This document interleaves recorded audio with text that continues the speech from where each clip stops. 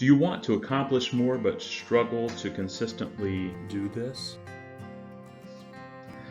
Let's talk about flow and how there's more going on than just wanting to be productive.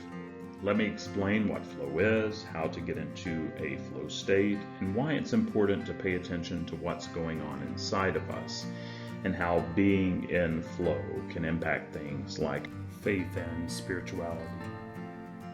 Please comment below with your questions and feedback, and I'd be glad to engage with you. So, what is flow? Flow is a mental state where you're completely immersed in an activity, from painting and writing to prayer and surfboarding.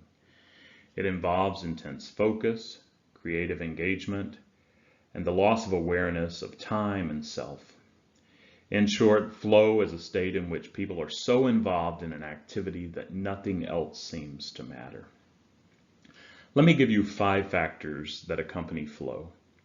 I have 10 total, and you can click below for a PDF to get the other 5.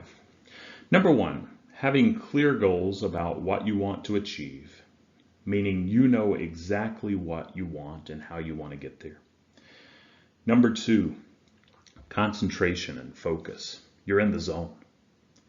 Number 3, participating in an intrinsically rewarding activity, meaning it's in your nature and you want to do it, you love doing it. Number 4, losing feelings of self-consciousness, not caring about what others think. And then number 5, timelessness. You lose track of time passing.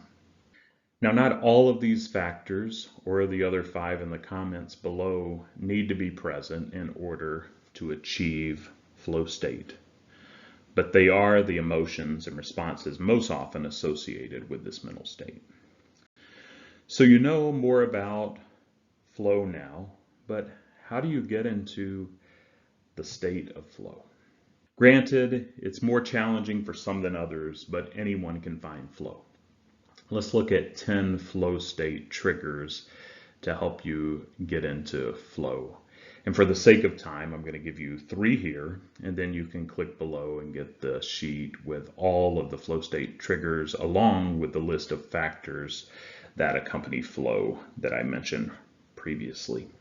And again, don't forget to comment with any questions that you may have, and I'll do my best to engage and answer those. The first flow state trigger is eliminate all external distractions. It's been proven by research that in order to reach flow state, you must eliminate all external distractions. Every time you get pulled out of your focus, you'll be taken further away from the flow state. Only when you can focus with undivided attention for at least 10 to 15 minutes can you get into flow state. Therefore, it's critical that you put your phone away and disable all alerts and notifications, as this is the biggest source of distractions these days. Close all social media and email tabs, remove all unnecessary files and objects from your workspace, and preferably go to a quiet environment. This will protect you from being disrupted and allows you to enter a state of hyper-focus, which is the most important element of reaching flow state. In fact, whenever you get distracted, it takes on average 25 minutes to gain back your full attention on the task at hand.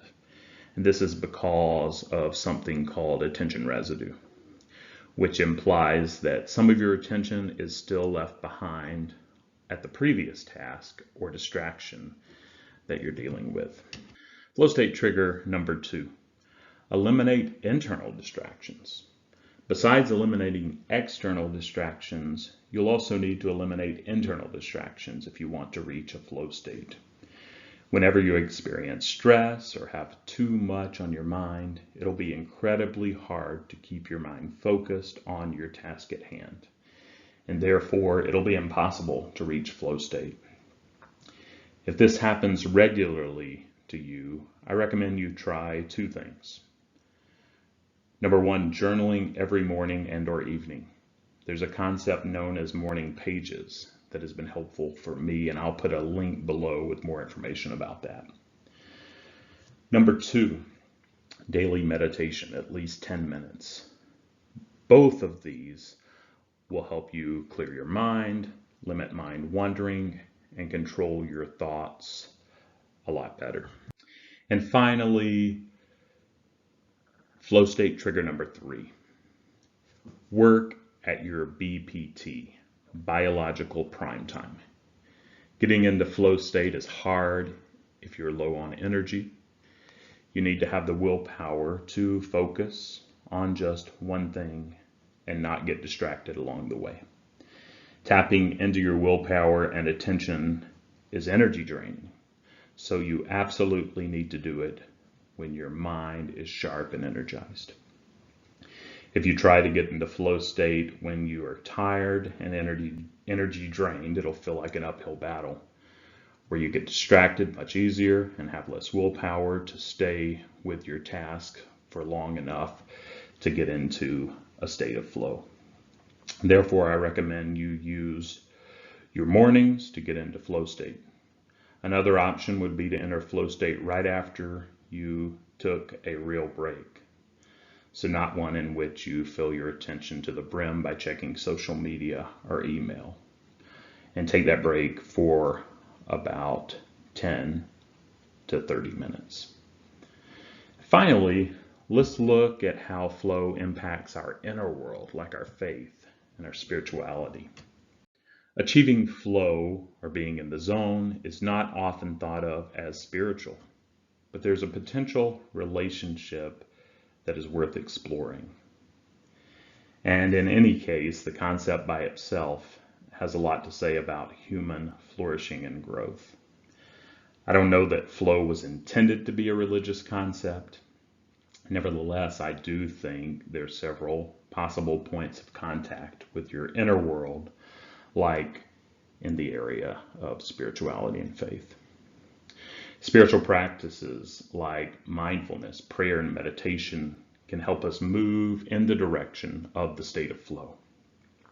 Being able to focus on the task at hand, letting go of distractions, and working in a more relaxed state are all possible benefits from spiritual practices. To develop a deeper sense of mission through prayer and meditation, and then to execute this mission as we move outward into the world, will most likely enhance our abilities in this regard. Knowing and accepting who we are in a deeper sense also helps us to eliminate the distractions. Faith helps provide this meaning and acceptance. And I wonder also if the state of flow might be inherently spiritual. It seems to represent a state of being fully engaged, fully conscious, and it is an engagement that is neither obsessive nor enslaving. When in a state of flow, people are able to leave their work behind when it's time to stop. And does this have spiritual implications? I think maybe it does. I hope you found this helpful. If you did, please take a minute to subscribe, like, and share this video to others that you think might be encouraged. Additionally, I invite you to a 3-hour virtual mini retreat coming up soon. The focus will be on being beloved, the deeply loved human being that you are. I'll include a link where you can reserve your spot and find out more in the comments below with all the other things. But thanks again, and take care of yourself.